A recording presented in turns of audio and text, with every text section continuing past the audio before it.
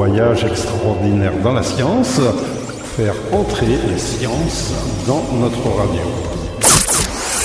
Voyage extraordinaire dans les sciences, une codiffusion Radio Laser et le site web culturel breton unidiver.fr. Nous recevons aujourd'hui Charles Pinault. Bonjour Jean-Louis. Bonjour Félix, bonjour Charles. Bonjour Charles, Bonjour. Oui. Charles Pinault qui est directeur de recherche à l'INSERM. Nos meilleurs voeux peut-être Félix. Nos meilleurs voeux, c'est vrai, c'est encore démarrer, parce que c'est la première la émission saison. de Voyage extraordinaire. Donc, meilleurs voeux à Charles évidemment, et puis à nos auditrices et à nos auditeurs, en leur promettant quand même quelques émissions passionnantes dans les mois qui viennent de 2005. Dès aujourd'hui, Dès aujourd'hui, oui, on va commencer. Alors Charles, directeur de recherche INSERM, comme vient de le dire Félix, mais si on remonte un petit peu plus loin, même beaucoup plus loin, une naissance à quel endroit ? Alors, je suis né à Nantes, mais je suis originaire... Quasiment breton, alors. Oui, mais je suis originaire de Noirmoutier. Voilà. Ah, c'est déjà un peu plus bas. C'est déjà un peu plus bas. C'est plutôt la Vendée. C'est la Vendée, mais aux trois quarts breton, parce que ma grand-mère était ce qu'on appelle une penne-sardine. Ah, oui. De Douarnenez ? De Tréboul. Ah, d'accord. Douarnenez. Oui. Et en fait, toute la famille avait migré entre les deux guerres au Sable d'Olonne pour aller pêcher la sardine. Et mon arrière-grand-mère était contremaîtresse d'une usine de sardines. Eh bien, il y a beaucoup d'événements autour de Douarnenez en ce moment. Il y a eu, il y a toujours des livres. Il y a beaucoup de. La mémoire de Douarnenez est restée très forte. Très, ouais. En fait, c'est le centenaire de la grève. Oui. C'est le centenaire de la grève, effectivement. Ouais. Bon, alors donc... Et donc voilà, et ma grand-mère a rencontré un Pinault qui était un gars de Noirmoutier. Voilà. Donc ça n'a rien à voir avec le vin Bah si, l'origine du mot Pinault, P-I-N-E-A-U, est liée au vin, bien évidemment. Ouais. Donc ça veut dire école primaire, collège... École primaire. Alors collège, je suis arrivé à Nantes. Parce que, il fallait venir à Nantes. Il n'y avait pas ça. Donc j'étais au collège à Nantes. En internat alors ? En internat, j'étais au lycée à Rezé. À côté. Oui. Lycée technique, parce que j'étais pas très bon à l'école, enfin je rentrais pas dans les normes, on va dire. Donc j'ai fait un lycée technique. Mais c'est comme Bernard Gégou, alors dont on parlait tout à l'heure. On a à peu près un parcours on y reviendra sur Bernard. On y reviendra sûrement, Oui. Donc un lycée technique. Voilà. Ensuite l'université. L'université à Nantes. Et puis, à la fin de mon DOG, à l'époque c'était le DOG, il n'y avait pas ce qui m'intéressait à Nantes et je suis venu à Rennes. Alors, en licence. Qu'est-ce qui vous intéressait au bout de 2 ans ? C'est pas la biologie déjà ? Si, c'était la biologie. C'était déjà la biologie ? Ouais. En fait, pour remonter à mon plus anciennement, moi je voulais être à l'origine ingénieur du son. Sauf que dans les fins des années 70, début des années 80, ingénieur du son, le seul endroit où je pouvais aller, c'est à Grenoble. Et donc j'avais des parents d'origine modeste. Et ils m'ont dit, écoute, Grenoble, ça voudrait dire un logement, etc. On n'a pas trop d'argent pour vous. Vous êtes quand même 3 dans le... Donc si tu pouvais nous choisir quelque chose en restant à Nantes, ça serait bien. Et mon deuxième choix, c'était la biologie, parce que c'est le truc qui m'intéressait depuis toujours. Et donc j'ai choisi la bio, et puis je ne le regrette pas en fait. Et donc là, c'était la marmite biologie dans laquelle plonger en quelque sorte. Donc après, je suppose un chemin assez standard, c'est-à-dire une licence maîtrise, comme on l'appelait à l'époque. Maîtrise à l'époque. DEA, voilà. Et puis le DEA, j'avais plusieurs sujets proposés. Et puis le premier qui m'a dit oui, c'était Bernard Gégou. Donc les mauvaises années scolaires étaient déjà complètement oubliées. La passion était là. La passion était là, parce qu'à partir du moment où je suis arrivé, déjà au lycée, il n'y a qu'une chose qui m'intéressait, c'était la biologie. Et donc, j'étais un peu... les autres matières, j'étais, on va dire, incolore, inodore, aurait dit ma mère. Incolore, inodore, dans le fond, là où on s'épanouit, tu vois. Et il n'y a qu'un truc qui m'intéressait, c'était la biologie, les sciences naturelles, comme on disait à l'époque. Par contre, en maths, c'était une catastrophe. Et ça, c'est un truc que j'ai jamais accroché. Et j'ai toujours l'habitude de dire, je suis nul en maths. Mais vraiment, on m'a toujours expliqué que je faisais mes règles de 3 à l'envers. Bon, ça marche quand même, mais je l'ai fait à Non, l'envers. mais c'est un bel exemple, à mon avis, pour ceux qui nous écoutent, parce qu'on croit toujours et on entend souvent dire que sans les maths, on est capable de rien faire. Non, c'est un élément de sélection du cursus, c'est tout. Hein. On peut faire de belles choses avec les À mathématiques. une époque, c'était le latin. Mais on n'en a pas forcément besoin dans tous les métiers, dans toutes les filières. Et donc là, ça va être un bel exemple, parce que tu as une carrière après qui est formidable. Donc on va évidemment la détailler un peu. Mais après le DEA, ça a été la thèse. Et c'est là que le choix de la grande thématique, finalement, qui va représenter toute ta carrière, quelque part, s'est ouvert. Le choix de ce thème, qui rejoint des grandes questions d'aujourd'hui, qui sont les questions de la reproduction. Oui. Biologie de la reproduction, c'est le thème, on pourrait dire, général de tous tes travaux. Tout à fait. En sachant que ça se déploie évidemment dans beaucoup d'autres applications.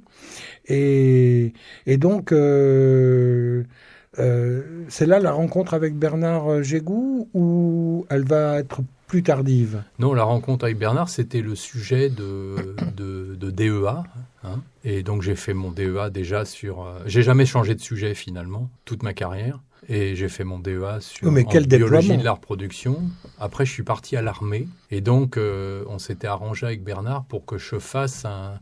Bon, j'ai fait ce qu'on appelle un service scientifique du contingent. Donc, j'étais au CEA à Fontenay-aux-Roses dans le bâtiment militaire. Et j'ai fait des manips qui étaient la continuation de mon sujet de DEA et le début de mon sujet de thèse.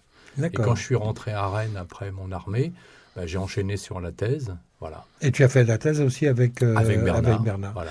Alors, juste un mot sur Bernard Gégou. C'est évidemment un proche de Charles. C'était aussi un proche pour moi. On est du même coin de Bretagne, quasiment. Lui était de Cargris-Moellou, moi de Saint-Nicolas-du-Pélem par mon père. Et puis il était directeur de recherche INSERM aussi. C'est lui qui a été à l'origine de la création de l'IRSET, qui est pour moi la dernière grande opération rennaise de recherche. Alors, je ne sais pas si tu partages ce point de vue. C'est une magnifique opération, et je sais que ça... Alors, on s'est un peu séparés avec Bernard sur le temps, parce que moi, j'ai pris d'autres responsabilités à côté, mais il a mené ce projet de HKZ avec les dents, quoi. Il a cherché les financements, etc., avec cette vision de regrouper des équipes sur une thématique qui est environnement, santé, travail. À l'époque où on a commencé à parler des perturbateurs endocriniens, qui était quand même la vision de Bernard. Et il a monté l'IRSET, qui maintenant regroupe quasiment presque pas loin de 400 personnes quand on compte les stagiaires et les doctorants. C'est énorme, c'est un gros vaisseau, l'INSERM. Et avec des antennes en Martinique? Non, en Guadeloupe. En Guadeloupe? Il y a une antenne de l'IRSET en Guadeloupe, au CHU de Pointe-à-Pitre. Voilà.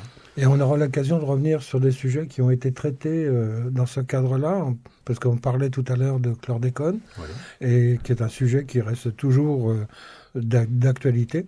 Et on reviendra sans doute avec un autre invité que Charles nous présentera par la suite.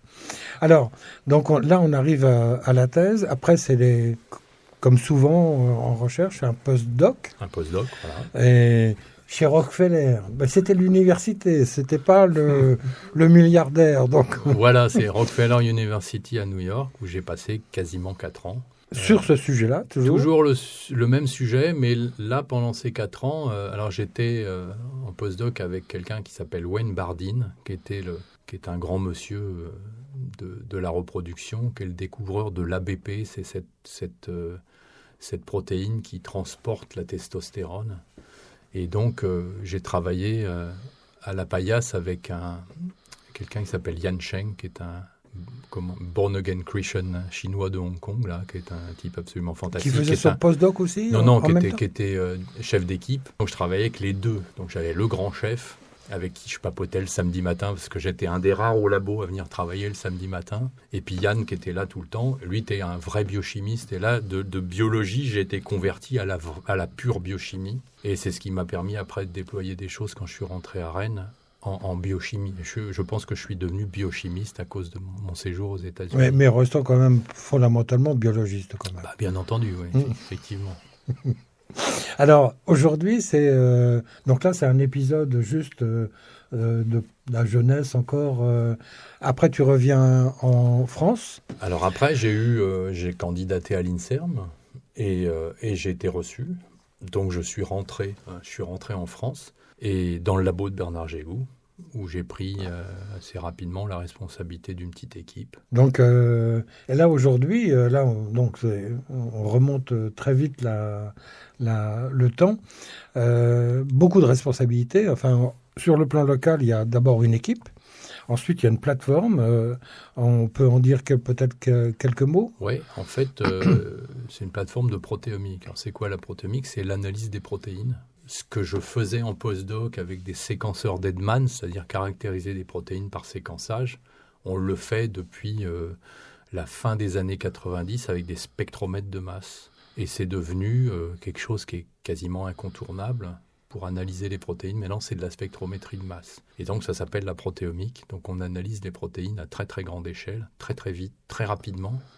Et on a monté cette plateforme avec le soutien de Bernard. On a ouvert la plateforme en 2001. Elle a été opérationnelle en 2003, le temps de tout installer, d'acquérir des équipements, etc. Et maintenant, c'est devenu une grosse plateforme au niveau national, après 23 ans. C'est une plateforme qui est accessible...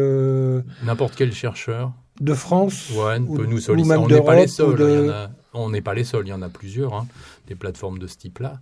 Mais les chercheurs rennais font appel à nous dès qu'ils ont besoin de ces technologies. Ah oui, ça reste quand même d'utilisation locale. Oui, on a autant d'utilisateurs extérieurs à Rennes que de Rennais. C'est assez marrant, on a des gens d'un peu partout. C'est aussi accessible à l'industrie ou... C'est aussi accessible à l'industrie, oui. Donc essentiellement agroalimentaire ou... Non, pas nécessairement. On a beaucoup d'utilisateurs agroalimentaires, mais on a eu des gros contrats avec Servier Technologies, par exemple. On a eu des bourses de thèse avec Servier. Donc on fait des choses assez passionnantes. Donc ça, c'est Biosite. Et pourquoi Biosite alors Biosite, c'est autre chose. Biosite, c'est une unité d'appui et de recherche dont j'ai pris les précédentes, c'est Bioteam, c'est Proteam. Proteam, c'est la plateforme. Ouais. Dont on vient de parler là. Voilà. Et Biosite, c'est une unité d'appui et de recherche qui regroupe 14 plateformes technologiques, dont Proteam. Et donc, j'ai pris la direction de Biosite en 2019. Mais alors, Biosite, ça recouvre quoi, alors, ça recouvre des plateformes de microscopie, de RMN, de criblage, une énorme animalerie centrale, une plateforme d'histopathologie...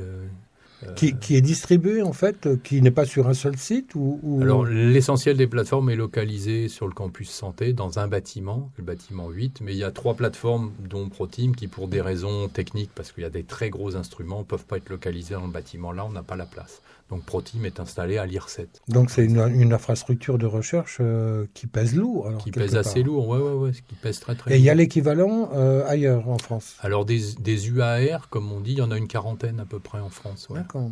Et donc, c'est devenu un élément assez essentiel de la recherche, c'est-à-dire que, vous savez, il y a des pénuries de crédit, etc. C'est assez difficile. Ce qui coûte cher, c'est les ressources humaines. Et donc, les grands organismes, les universités, jouent le jeu en disant, si on doit mettre des personnels techniques, autant qu'ils servent à tout le monde, ou au maximum d'équipes. Donc, on les met plutôt sur des gros instruments pour piloter des instruments autour de structures qu'on va appeler des plateformes. Et puis, les équipes de chercheurs sollicitent ces plateformes où là, ils ont un savoir-faire, accès à des machines qui sont en bon état, entretenues, etc. Et donc, le modèle tient la route et est assez solide. Et l'UAR Biosite que je dirige, je pense qu'on est assez en avance parce qu'il y a une grosse historique. On est assez en avance sur le mode de fonctionnement, les relations avec les utilisateurs, etc. Ouais. On est bien ensemble sur le 95.9 FM et en DAB+, Radio Laser. Et alors, Cocoon, alors Cocoon, là, on vient au cœur de la machine, si je comprends bien. C'est l'équipe de recherche que je dirige à l'IRSET, parce que j'ai plusieurs fonctions. Donc là, c'est historiquement, l'équipe, elle a changé de nom plusieurs fois, elle a changé de périmètre plusieurs fois. Mais le cœur de métier, c'est la spermatogénèse, c'est la reproduction. C'est qu'est-ce qui se passe dans un testicule, comment les cellules dialoguent entre elles et quelles sont les protéines qui sont importantes pour mener à bien ce processus qui est la fabrication d'un spermatozoïde fonctionnel. Et là, essentiellement sur l'humain ? Sur l'humain essentiellement. Alors on a les modèles d'études sont pendant des années, c'était le rat qui est un modèle assez classique, mais on a switché assez rapidement sur un modèle essentiellement humain, puisqu'on s'est spécialisé dans la fin de la spermatogénèse et la production des spermatozoïdes. Voilà. Avant peut-être d'évoquer des grands projets, on peut revenir peut-être sur les questions qui animent un peu le débat aujourd'hui, là. Tout à fait. Alors, je vais profiter de ton interruption, Jean-Louis, pour dire que nous sommes dans Voyage extraordinaire dans les sciences et que pour ce voyage, nous avons embarqué, si je puis dire, Charles Pinault, qui est directeur de recherche à l'INSERM de Rennes. Oui. Alors, donc, sur la question que j'avais posée, mais que tu pourrais poser aussi, c'est fertilité, natalité, qui a fait les titres des journaux ces derniers jours. Oui. Bon, là, évidemment, la reproduction, c'est la fertilité d'abord qui est questionnée. On peut faire un petit tour d'horizon de la situation d'aujourd'hui et de la manière dont on peut voir les choses dans les années à venir. Oui, donc comme le voit le grand public, c'est-à-dire ce qu'on lit, c'est la fertilité est en baisse, oui, c'est surtout ça qu'on voit en gros titres dans les journaux. Ce qu'on ne sait pas par contre, c'est qu'est-ce qui se passe réellement. Ben oui. Qu'est-ce qui se passe réellement pour que cette fertilité diminue, quoi. Oui, alors bon... c'est un sujet compliqué, peut-être. C'est un sujet compliqué, mais c'est un sujet qui est d'actualité. J'étais au Japon il y a quelques mois, là, où là, c'est encore pire que nous. C'est-à-dire les Japonais, depuis très très longtemps, ont des problèmes d'infertilité. Et donc, je sais qu'ils ont beaucoup écouté mes présentations et j'avais un nombre de questions absolument incroyables. La situation en France, si on doit donner un exemple, en France, 1 couple sur 8 consulte pour des problèmes d'infertilité. Et dans ces problèmes d'infertilité, dans les 3/4 des cas, l'infertilité est d'origine masculine. D'accord ? Et après, sur entre 10 à 25% des cas, c'est les chiffres présentés par l'INSERM très officiels, c'est entre les deux partenaires dans le couple.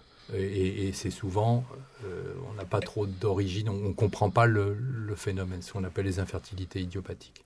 Et donc, c'est une problématique... et c'est une situation qui se dégrade ? Pas propre à la France, c'est une situation qui se dégrade doucement, c'est-à-dire le nombre de couples qui, au niveau pays industrialisé, le nombre de couples qui consultent est en augmentation. Alors, c'est pas dramatique, mais on sent qu'il y a une tendance à l'augmentation. Et alors la question qu'on peut se poser, c'est pourquoi ? Et en fait, très très probablement, et je dis très probablement, on a un lien avec l'environnement. C'est-à-dire un lien avec ce qu'on va boire, manger, respirer, ce à quoi on est exposé dans sa vie privée, dans sa vie professionnelle. Et puis souvent, c'est un mélange de tout ça. Et puis des mauvaises habitudes, hygiène de vie, etc. Donc tout ça se combine et c'est très, très difficile à mesurer. Justement, l'IRSET est au cœur de l'environnement. Tout à fait. À ces 3 facettes un peu fondamentales. Donc, ça permet d'aborder les choses de manière intégrée ou... Ça permet d'aborder les choses de manière intégrée. En même temps qu'au niveau de l'échelle des protéines, je veux dire, mais... Tout à fait.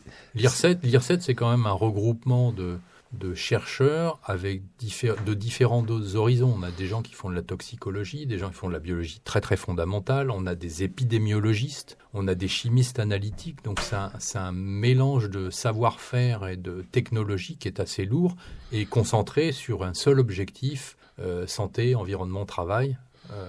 Donc tout ce qui est... il y a des gens qui travaillent sur effectivement l'infertilité, mais il y a des gens qui travaillent sur le foie, sur le poumon, etc. Donc toutes les grandes fonctions qui vont être touchées par des perturbateurs endocriniens, des molécules de l'environnement, etc. Et Cocoon, justement, réunit ces compétences. Alors Cocoon, c'est très reproduction, mais reproduction au sens large, pas seulement la spermatogénèse, c'est aussi l'ovogénèse, l'équivalent féminin, c'est aussi l'axe hypothalamo-hypophysaire, c'est donc tout ce qui va réguler au niveau supérieur les gonades, donc c'est un ensemble. Vu la complexité du problème et puis les enjeux qui sont derrière, il y a un certain nombre de grands projets qui ont été lancés. On avait pensé, à l'époque du génome, on se disait avec le génome, on va être capable de tout découvrir, de tout savoir.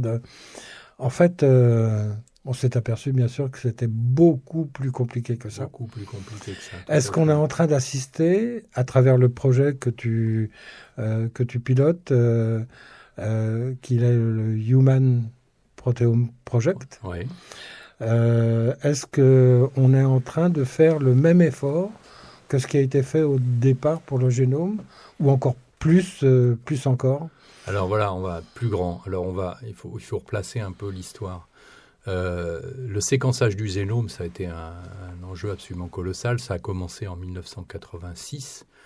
Et les gens, à l'époque, disaient « on va séquencer le génome humain et vous allez voir, on va associer chaque gène à des pathologies. » Alors, je ne vais pas dire que c'était une vaste foutaise, il ne faut pas dire ça, mais en fait, ça, c'est des discours qui étaient faits pour les finances, pour obtenir des financements. Et en fait, le séquençage du génome humain aura finalement pris une vingtaine d'années.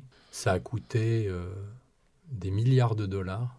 Mais on a pendant cette vingtaine d'années, ce qui a été beaucoup plus court que prévu, il y a eu des révolutions technologiques en matière de séquençage qui ont permis d'aller très très vite. Très vite. Voilà. Donc les premiers génomes séquencés, c'était des bactéries, la levure, la mouche, C. elegans, qui est ce petit ver là, qui est modèle de biologie, la souris, puis l'homme. Et puis après, maintenant, les génomes, ça se séquence en une journée. Et donc, in fine, quand le séquençage du génome humain a été publié en 2001, on s'est rendu compte que le nombre de gènes associés à des pathologies, c'était à peine une centaine. Donc ce qui est assez déplorable. Hein. Et puis on sait maintenant qu'une pathologie peut être multigénique, donc ce n'est pas un seul gène, quoi. Mais en fait, ce qu'il faut retenir, c'est que le génome, c'est un support d'information. Les gènes, ça n'a aucune fonction biologique à part coder pour une molécule qui s'appelle une protéine. Et entre le gène et la protéine, on a un ARN messager.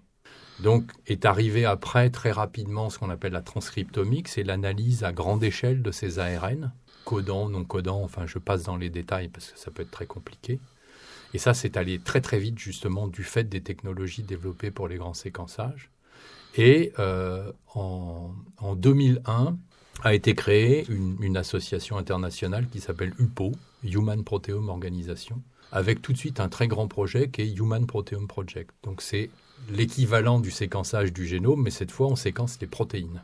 Alors séquence, je parle de spectrométrie de masse comme tout à l'heure, c'est pas vraiment du séquençage, c'est une caractérisation très très bio-informatique, mais qui permet de caractériser totalement des protéines. Quand on parle de caractérisation de protéines, ça veut dire quoi ?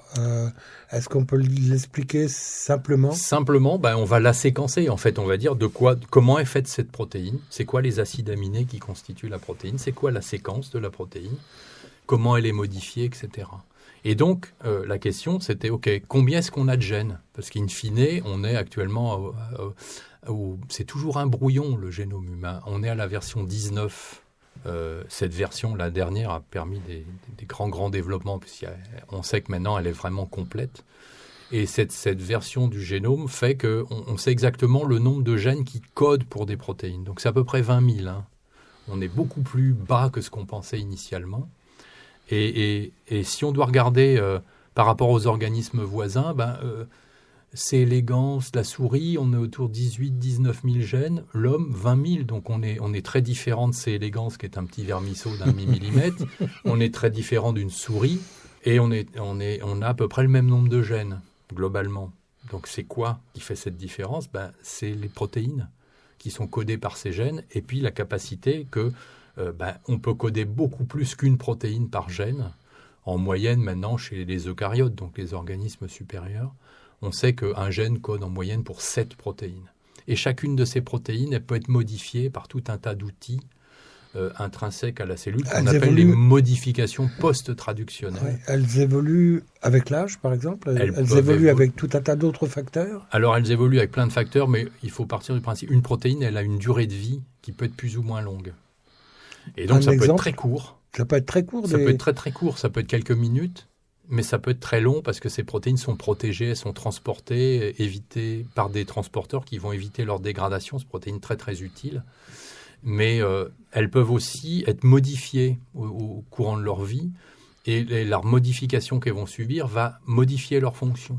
Et une même protéine, dans 2 cellules différentes, peut avoir une fonction totalement différente. Et puis, dans une cellule, suivant le compartiment dans lequel est la protéine, elle peut avoir une autre fonction. C'est-à-dire qu'une protéine peut avoir différentes fonctions au cours de sa petite vie. Et ce qu'on appelle les modifications post-traductionnelles vont impacter la fonction. C'est-à-dire une modification, comme par exemple une phosphorylation, va pouvoir modifier la structure de la protéine, donc modifier les partenaires de cette protéine, donc modifier in fine la fonction. C'est extrêmement complexe. Donc quand on parle de séquençage, de caractérisation du protéome humain, s'il a fallu 20 ans pour séquencer le génome, en l'état actuel des technologies, on sait qu'il nous faudra 500 ans. On estime qu'il nous faudra 500 ans, donc on sera tous morts, pour caractériser pleinement le protéome humain. Est-ce que c'est même envisageable d'arriver à terme? Parce qu'il y aura en plus une évolution... Les technos vont extrêmement vite.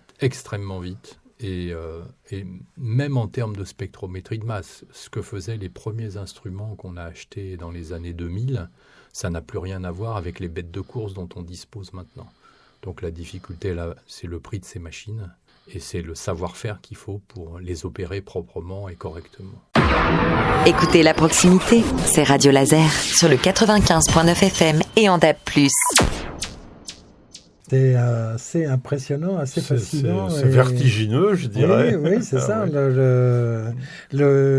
Mais alors, ça veut dire que des objectifs comme ceux-là ne peuvent être sérieusement envisagés qu'au niveau international. Oui, tout à fait. Qu'au niveau mondial, je dirais quasiment. Donc, je ne sais pas si tout le monde participe, mais le Human Proteome Project, il couvre tous les pays du monde? Alors, il couvre pratiquement tous les pays du monde. Alors, déjà, il faut expliquer pourquoi je passe de la spermatogénèse au Human Proteome Project. Ça, c'est assez amusant. Parce qu'on n'a pas fait le lien, là. En fait, le Human Proteome Project, il a été lancé, donc je disais, c'était à Sydney en 2001.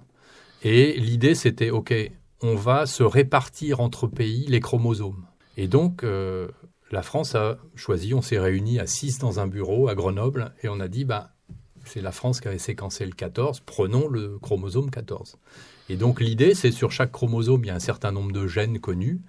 Et l'idée, c'était, OK, chaque pays va adopter un chromosome, et les équipes qui vont travailler là-dessus vont caractériser pour chaque gène la protéine correspondante. Protéine qu'on dit canonique, puisque j'ai dit plusieurs protéines par gène, mais il y a quand même une protéine qu'on appelle canonique. Donc pour le 14, on avait à peu près 800 protéines à caractériser, et donc il faut aller les chercher. Donc dans quel échantillon?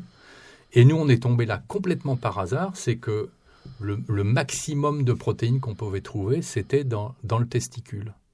Pourquoi? Parce que le testicule, c'est un organe très très particulier où il y a là des protéines qui sont très spécifiques de la spermatogénèse. C'est-à-dire c'est le seul organe où il y a des cellules haploïdes qui ont un flagelle. Je sais pas ce que ça veut dire, ça. Hein. Alors voilà, c'est haploïde. Bon voilà. Non, mais on n'est pas obligé de tout définir non plus, parce que. Voilà, c'est des cellules 1N chromosomes, puisqu'il y a la méiose dans le testicule, comme dans l'ovaire, il y a une méiose où les cellules se divisent et se fractionnent. On reste simple là-dessus. Et donc, il y a des protéines qui sont propres à l'apparition d'un flagelle qui va permettre aux spermatozoïdes de se déplacer. Donc, elles n'existent que là, on ne les trouve pas ailleurs. Et donc, on est tombé là-dessus en se disant, mais nous, on a un maximum de protéines dans le testicule. Et donc, voilà, de la spermatogénèse d'où le choix par la France. D'où le choix. Il a impacté la suite de ce qu'on faisait dans l'équipe, c'est-à-dire on s'est mis à caractériser les protéines spécifiquement testiculaires, etc. Et on a été l'équipe dans le monde qui a caractérisé le maximum de ces protéines, toujours dans le même organe. Vous êtes arrivé quasiment au bout? Alors, on est arrivé quasiment au bout. Là, on est le Human Proteome Project, on est très exactement à 93,1% du protéome prévu, connu sur tous les chromosomes.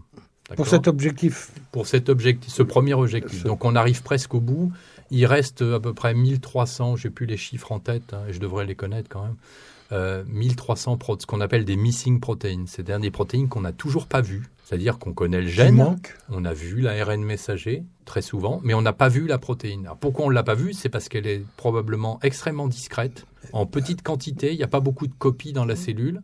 Courte durée de vie. Courte durée de vie, souvent des propriétés physico-chimiques qui font qu'elle n'est pas très stable ou qu'on va la perdre pendant les étapes de notre analyse. Et souvent exprimée dans des cellules très particulières. Donc on sait qu'il nous en reste plusieurs à identifier dans le spermatozoïde, mais on n'y arrive pas. Alors, on parlait d'international, donc on a compris, hein, je pense, Félix, la complexité du problème. On a compris la complexité, oui. Et donc, c'est peut-être un bon exemple qu'on peut trouver où là, l'intérêt général, je dirais, à l'échelle de l'humanité, dépasse tous les intérêts particuliers des uns et des autres. Complètement. Ouais. Est-ce que justement ce serait un bon exemple ? Donc, tout le monde travaille. Là. Tout le monde travaille ouais. Et ouvre ses résultats, voilà. Ouvre ses plateformes éventuellement, même d'ailleurs. C'est repose beaucoup sur des plateformes. Ouais. Donc de la Chine aux États-Unis, là, tout est mis sur la table. Tout est mis sur la table. Alors du coup, moi je me suis retrouvé responsable du chromosome 14.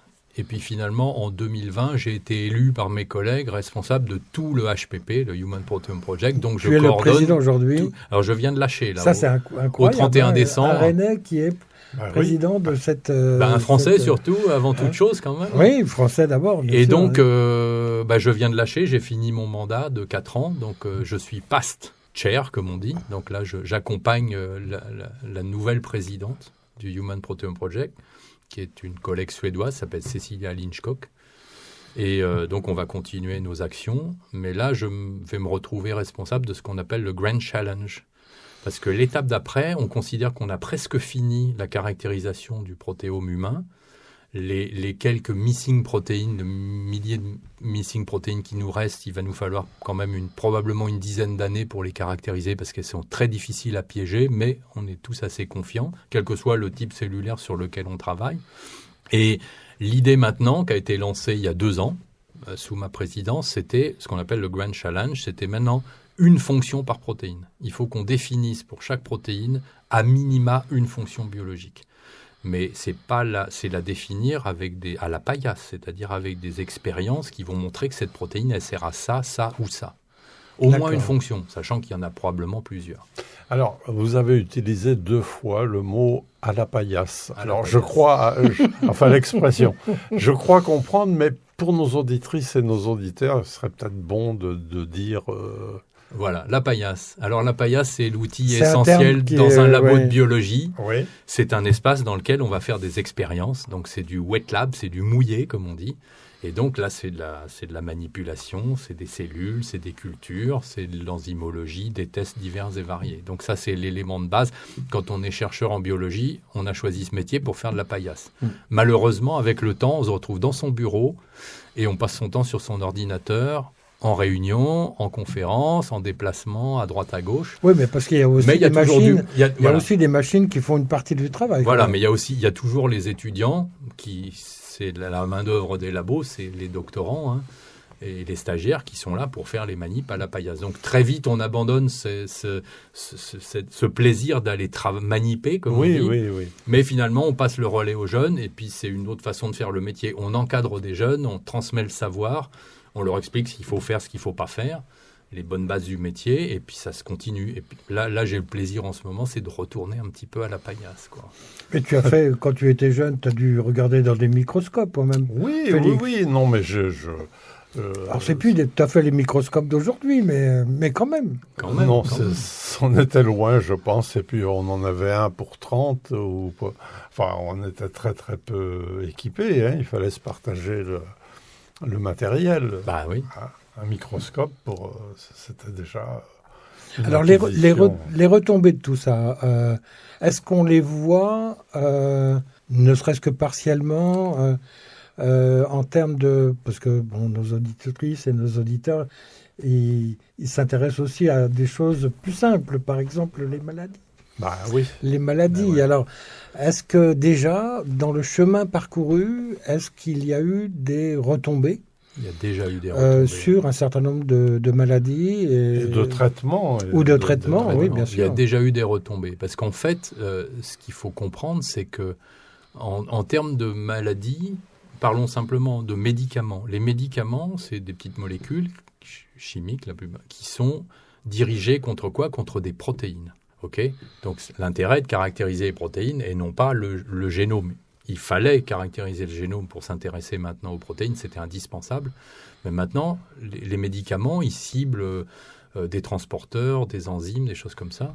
Et donc, ce sont des protéines. Et dans la caractérisation qu'on fait des protéines, on a compris, on a beaucoup d'exemples maintenant de protéines qui ont été identifiées et qui sont responsables parce qu'elles fonctionnent mal, parce qu'elles sont inexistantes, parce qu'elles sont déformées. Elles vont induire une pathologie. Donc on a compris on a beaucoup d'exemples maintenant de protéines qui ont été caractérisées et qui servent maintenant à l'industrie pharmaceutique pour développer elles servent de cible pour développer des médicaments. Et donc l'idée derrière la caractérisation du protéome humain, c'est d'affiner, de continuer à identifier ce qu'on appelle des biomarqueurs, des marqueurs biologiques de pathologie, des marqueurs de suivi de traitement médicamenteux, et on va vers ce qu'on appelle la médecine personnalisée. Parce que souvent dans les traitements, vous en avez peut-être entendu parler, quelqu'un est atteint d'une pathologie, disons un cancer, c'est quand même relativement répandu, classique, et ben voilà, monsieur, madame untel est suivi pour un traitement, etc., mais le traitement n'a pas d'effet, ou pas assez d'effet. Pourquoi ? Parce que entre des individus, on peut avoir une réponse, c'est totalement différente, parce que la protéine n'est pas exprimée de la même façon, etc., et donc on a un phénotype qui va être résistant au traitement. Et donc, il faut comprendre entre des individus différents comment cette protéine qu'on a ciblée là, s'exprime, pourquoi elle est différente, pourquoi elle ne va pas répondre au traitement de la même façon que chez la personne d'à côté. Donc, on va vers une médecine custom, si j'ose dire, où, in fine, l'idée, c'est de se dire, on aura une cartographie du patient qui va dire on ne peut pas utiliser cette molécule pour cette pathologie parce que lui ou elle va être résistant, ça ne va pas marcher, il ne sera pas répondant au traitement, il faudra tester une autre molécule, etc. Ça va prendre des années, mais on a déjà des résultats qui nous confortent dans le fait qu'il faut aller jusqu'au bout. Sur certaines pathologies particulières, il y a un effort particulier sur certaines... C'est toutes les pathologies. Bon, effectivement, il y a beaucoup plus de travaux sur des problématiques comme Alzheimer, cancer, mais c'est toutes les pathologies. Et alors, le grand challenge, qu'est-ce qui nous attend dans ce grand challenge ? Qu'est-ce qui va nous surprendre ? Qu'est-ce qui va surprendre ? Alors déjà, ça va prendre beaucoup plus de temps que prévu, parce que déjà, on est en train de... Ça fait 2 ans qu'on travaille à comment on définit la fonction d'une protéine. C'est-à-dire, on a tous une idée de ce qu'est la fonction d'une protéine. Une vraie fonction démontrée à la paillasse, comme je disais tout à l'heure, c'est une enzyme. Il y a beaucoup de protéines qui ont une activité enzymatique. Donc ça, c'est facile de démontrer une activité enzymatique. C'est un peu l'historique de la biochimie, c'est-à-dire on met une molécule qu'on appelle le substrat. Sous l'action de cette enzyme, le substrat donne un produit. Et donc, si on dose le produit, on sait que l'enzyme a travaillé, donc on peut démontrer la fonction. Mais il y a d'autres protéines qui n'ont pas d'activité enzymatique. Ça, c'est plus compliqué de démontrer leur fonction. Et donc, ça fait appel à tout un tas de technologies très, très lourdes pour essayer d'atteindre, d'approcher ce qu'on va supposer être la fonction. Donc, en fait, on est en train de classer en ce moment les protéines par... Function Evidence. Donc ça, c'est un groupe international que je pilote aussi pour le Grand Challenge et qui va essayer de définir quelles sont les protéines où on n'est pas trop loin de savoir la fonction, mais lesquelles, par ordre de priorité, on va devoir travailler à la paillasse l'une après l'autre, se répartir entre équipes internationales le travail pour aller jusqu'au bout, quoi. Ça, c'est un très, très gros boulot. Donc là, tout le monde s'y met. Tout le monde s'y met. La France aussi. La France aussi, sans moyens, sans vraiment de moyens. Les moyens sont très, très importants, par exemple aux USA, en Chine. Alors, je vais vous donner l'exemple du Human Proteome Project. Il y a des nations qui ont financé avec des sommes absolument colossales. Les États-Unis, bien sûr. La Chine, n'en parlons pas, je vous donnerai les chiffres tout à l'heure, c'est juste effrayant. La Corée, le Canada, Corée du Sud, le Canada, financent beaucoup. La Russie a beaucoup financé. Maintenant, en France, on vous dit, écoutez, faire un catalogue de protéines, ça n'a pas trop d'intérêt, donc il n'y a pas d'appel d'offres, de financement pour ça n'a jamais marché. Et en fait, on détourne de l'argent. Non, on a sur un projet de recherche, mais finalement, en menant son projet pour lequel on a un financement, on caractérise des protéines en même temps, et puis on abonde, et quasiment tout le monde dans les pays européens fait à peu près la même chose. Tu veux dire qu'il n'y a pas d'action forte au niveau français? Il n'y a pas d'action forte parce que ça sert à quoi de faire un catalogue de protéines? Si, ça sert à quelque chose. Ça sert à plein de monde au niveau international. Et la Chine a lancé il y a 3 ans ce qu'on appelle le PI-Hub Project. Le quoi? Le PI-Hub Project. Ah oui. Alors le PI-Hub Project, c'est Pi. C'est Pi. Hub, c'est le nœud. Et donc là, ça regroupe des milliers de chercheurs. Et accrochez-vous sur les financements. Le responsable du PI-Hub Project s'appelle Fu-Chu He. Donc c'est dans le privé. Dans le public, il est général de l'armée, mais dans le privé, c'est un chef de labo. Et donc, quand il nous a annoncé les financements, c'est 30 milliards de dollars par an pendant 30 ans. OK, on est en train de se battre pour 400 millions d'euros pour toute discipline confondue avec l'ANR. C'est juste assez... Bon, c'est mon opinion personnelle, c'est assez pitoyable. Mais bon, voilà. Et les États-Unis? Et donc, quand il nous a annoncé ces chiffres, on a dit, il se moque de nous, c'est pas possible. Et en fait, il est à sa 3e année de financement. Mais ça finance des enjeux absolument colossaux, des centaines et des centaines de chercheurs. Et là, on se retrouve dans une situation où on est obligé de travailler avec eux, le Human Proteome Project, parce que c'est quasiment un projet parallèle. Et je ne vais pas dire qu'on va se faire bouffer par les Chinois, mais on est en train de dealer en termes très, très diplomatiques pour travailler avec eux. Ils sont de très bonne composition, ils voient l'intérêt. Mais leur idée, c'est de rapatrier tous les jeux de données produits par tous les labos du monde et d'essayer de travailler sur ces jeux de données avec beaucoup d'intelligence artificielle pour sortir des informations là où nous, on ne sera pas capable de le faire. Et donc, ils nous disent, non, pas de problème, on partagera les infos, etc. On a toujours une certaine méfiance avec nos amis chinois qui font du très bon boulot, mais ils apprennent très vite aussi. Et il faut toujours se méfier un petit peu. Mais, les États-Unis ont l'équivalent? Non, pas du tout. Non, nous c'est le Human Proteome Project, tout pays confondu, y compris les Chinois d'ailleurs, mais ils se sont lancés dans cette initiative qui est absolument colossale. L'Europe n'a pas de position particulière non plus? L'Europe, si on peut simplifier, c'est bon, ok, vous nous avez vendu le séquençage du génome il y a une quarantaine d'années. Ok, vous deviez caractériser plein de gènes et des pathologies. Bon, in fine, vous n'allez pas nous avoir 2 fois avec vos histoires de protéines, quoi. Donc c'est un petit peu ça. Je caricature, mais on n'en est pas loin. On a bien compris. Donc c'est très difficile de lever des financements spécifiquement pour la protéomique, puisque c'est du catalogue, c'est fabriquer des catalogues. Et à moins de monter, on y travaille. Oui, mais on voit bien aussi que le catalogue, il va être utile à quelque chose, si on a bien compris. Ben oui, bien entendu. Donc, non seulement l'industrie et l'industrie pharmaceutique, là, dans un cadre sur des thèmes comme ça, ils s'engagent, eux? Alors, eux s'engagent à leur échelle propre. Maintenant, vous savez que l'industrie pharmaceutique ne partage pas ses données. C'est-à-dire, nous, ce qui nous intéresserait, c'est les résultats négatifs. Mais même les résultats négatifs, on les aura pas. Donc, ils s'y engagent, bien évidemment, mais pas très officiellement, et ils ne sont pas impliqués directement dans... On est bien ensemble sur le 95.9 FM et en DAB+, Radio Laser.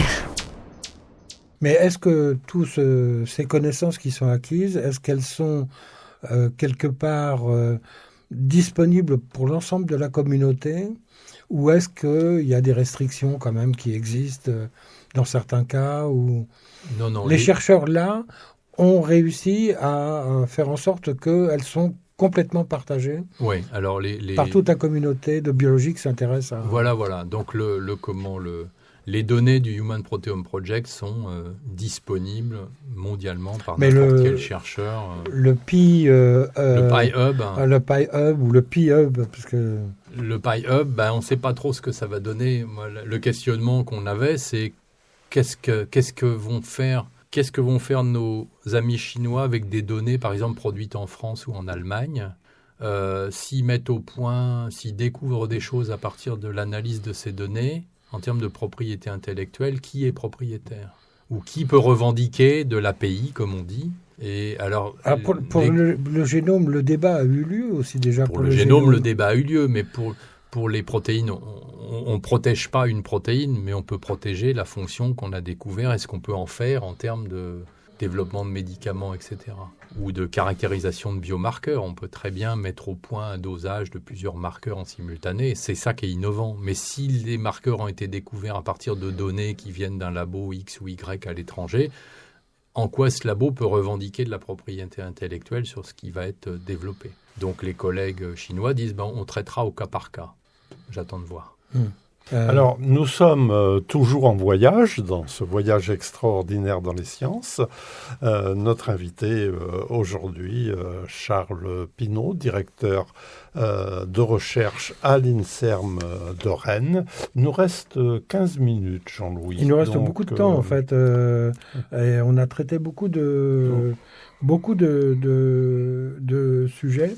Moi, j'aurais envie on voit bien que là, c'est un travail, un immense travail qui est devant nous. On voit bien aussi les choix stratégiques qui sont faits par les uns et les autres. Il y a des horizons intermédiaires quand même qui peuvent exister et qui peuvent déjà avoir un impact concret, même si l'immensité qui est devant n'est pas... et pour dans combien d'années? Quelques centaines d'années. Oui, quelques centaines d'années, si on va aller jusqu'au bout. Non, on aura sûrement des choses beaucoup plus court terme, des gros challenges qui vont être relevés, au moins déjà caractériser la fonction de la moitié des protéines qu'on a identifiées. Je pense que c'est accessible d'ici une dizaine d'années. Ouais. Donc avec non seulement des retombées pharmaceutiques, mais aussi des retombées sur la meilleure connaissance des pathologies. Tout à fait, et comme je le disais tout à l'heure, la médecine personnalisée, c'est-à-dire une médecine qui est propre à chaque patient, etc. Parce que la médecine personnalisée, jusqu'à présent, telle qu'on l'entend, je crois, c'est de former des grandes classes de patients qui ont a priori les mêmes des profils similaires. Tout à fait. Mais là, quand on parle de médecine personnalisée, ça veut dire à l'échelle de l'individu. À l'échelle de l'individu. C'est-à-dire une molécule véritablement adaptée à cet individu-là. Tout à fait. Pas forcément à la famille. Oui, tout à fait. Tout à fait. Et alors, en termes de médecine personnalisée, je fais le lien avec mon cœur de métier initial. Il y a une discipline dans laquelle la médecine personnalisée existe depuis longtemps, c'est la reproduction. C'est-à-dire qu'en termes, on parlait d'infertilité tout à l'heure, en fait, chaque couple, parce qu'on parle de couple, chaque couple est unique en fait.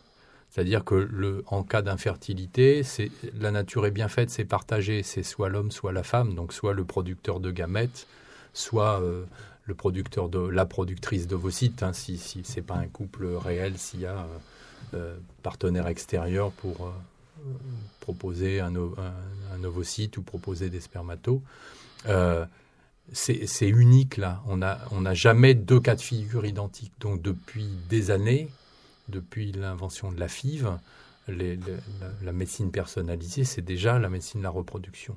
Donc, et sur les travaux qu'on fait, nous, dans l'équipe, la caractérisation de protéines, par exemple, sur le spermatozoïde, on s'intéresse à, par exemple, des protéines qui servent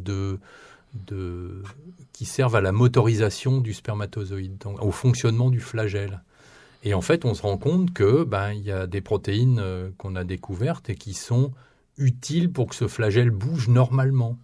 Et quand on fait le lien avec certaines infertilité, comme je disais, idiopathique, on ne sait pas de quoi ça vient. Et en fait, on se rend compte que pour beaucoup, finalement, le flagelle, il ne va pas bien parce que cette protéine ne fait pas son travail correctement. Le flagelle se déplace, n'est pas motorisé de la bonne façon. Le spermatozoïde ne se déplace pas de la bonne façon et il n'a aucune chance de rencontrer l'ovocyte. Donc, vous voyez, on fait le lien avec les travaux très fondamentaux qu'on va développer au labo. Alors, il y a des jeunes dans le laboratoire. Ouais.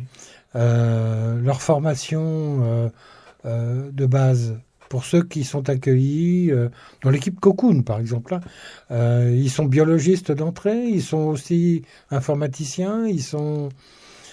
pour essayer de voir finalement, pour les jeunes auditeurs et auditrices, par quel chemin ils peuvent arriver sur des sujets comme ça, qui, on l'a bien compris, sont des sujets passionnants. Sur la biologie fondamentale, bon, le cursus, c'est des biologistes de formation. Maintenant, les équipes, et pas seulement celles que je dirige, ont maintenant besoin de savoir-faire beaucoup plus étendu. Donc on a des chimistes analytiques qui ont fait le choix de travailler en biologie.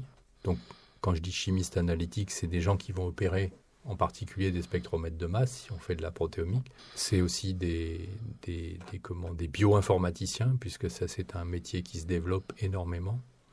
Et c'est un savoir-faire support de toutes nos études. On fait très très peu de choses maintenant sans bioinformatique. C'est devenu extrêmement important. Et dans l'équipe, je suppose qu'il y a des chercheurs, bien entendu, mais il y a aussi des ingénieurs, des techniciens. Oui, il y a des enseignants-chercheurs. Donc il y a différentes catégories de métiers. Enseignants-chercheurs, c'est important parce qu'ils font, en théorie, c'est 50% de leur temps, c'est du labo. Et 50% de leur temps, c'est de l'enseignement. Et donc, c'est là qu'ils sont à même, eux, de transmettre les travaux les plus récents qui sont faits dans un domaine particulier aux étudiants. Pour nous, c'est intéressant parce que nos enseignants-chercheurs vont repérer les étudiants qui ont un certain intérêt pour ce qu'on est en train de leur raconter. Et c'est comme ça qu'on va piéger, si j'ose dire gentiment, des étudiants en essayant de les convaincre de venir travailler avec nous et de continuer avec nous. En essayant de les attirer, oui. C'est extrêmement important. Il n'y a pas de... Parce que dans certaines filières aujourd'hui, en France, il y a quand même des difficultés pour attirer les jeunes vers les sciences, de manière large. Bon, il y a des disciplines sans doute qui sont plus faciles d'accès, comme l'informatique aujourd'hui, dont on connaît tous les débouchés très faciles, mais en chimie, mais en physique, même en mathématiques, je pense. Dans votre domaine, il n'y a pas ces difficultés de recrutement de jeunes pour des métiers autour de la recherche, je dirais pas seulement les métiers quelle que soit la discipline, physique, chimie, biologie ou autre. Le métier de chercheur, c'est un métier de passion. Dire, on a une chance. Je considère que c'est vraiment une chance. Je le dis à mes propres enfants. Je dis, moi, je vais au boulot, la fleur aux dents le matin. Je sais pas. Comme toujours, il y a des jours où on n'a pas envie de se lever, mais on va au boulot, la fleur aux dents, parce qu'on sait qu'on va faire quelque chose qui est passionnant. Et c'est pour ça que la plupart des chercheurs ont du mal à partir en retraite ou font des éméritats, des choses comme ça. Mais le problème, c'est d'attirer les jeunes. Et la carrière de chercheur ou d'enseignant-chercheur n'est pas particulièrement attractive, ne serait-ce qu'en termes de salaire, en termes de difficultés pour y arriver, parce que je veux dire, il faut quand même... c'est un long chemin, oui. Les études sont longues. Souvent, il faut partir en post-doc à l'étranger. C'est quasiment le parcours obligatoire. Avant d'envisager de recruter sur concours, si on veut être chercheur, enseignant-chercheur, il faut passer des concours. Et donc là, vous comparez à des gens qui ont le même niveau que vous, voire des niveaux supérieurs, et c'est sans pitié, quoi. Et le nombre de personnes qui candidatent à des concours CNRS, INSERM, etc., c'est énorme, et in fine, on en recrute dans une thématique particulière 5-6 par an. Enfin, c'est pas très... Non, c'est pour attirant. Ça que je parlais de métiers autour des chercheurs et autour des enseignants-chercheurs, parce que là, il y a aussi... On peut se déployer à différents niveaux d'études et pour différentes missions qui entourent, et qui font que, finalement, la recherche peut se faire. Donc avec des licences, par exemple, ou des masters, on peut être dans une équipe de recherche sans avoir passé de doctorat. Technicien supérieur, ingénieur d'études, ingénieur de recherche. Donc il y a différents niveaux et responsabilités dans un labo. Bon, là encore, il faut passer des concours, c'est la fonction publique. On a quand même un avantage en France, c'est d'être... c'est cette fonction publique en recherche où finalement on est garanti d'avoir un travail à vie. Si je prends un exemple aux États-Unis, vous êtes incorvéable à merci, mais on peut vous virer du jour au lendemain parce que vous êtes sur un siège éjectable. Donc si vous ne faites pas le boulot, on n'a aucune difficulté à se débarrasser de vous. Et les financements sont sur projet. Donc si le chef du labo perd son financement, il est obligé de... Et je l'ai vécu, je l'ai vu sur des collègues. Du jour au lendemain, on te dit, tu vas terminer la semaine prochaine parce que je ne peux plus te payer, quoi. Donc la passion, je crois, la liberté aussi, sans doute que tu dois, dans les idées, dans les initiatives, je pense que dans ton équipe, tu dois encourager aussi évidemment tout le monde à être capable d'imaginer, de créer quelque chose de nouveau, etc. Tout à fait. Alors on passe beaucoup de temps à faire des demandes de financement, donc à monter des projets. Il faut que le projet tienne la route.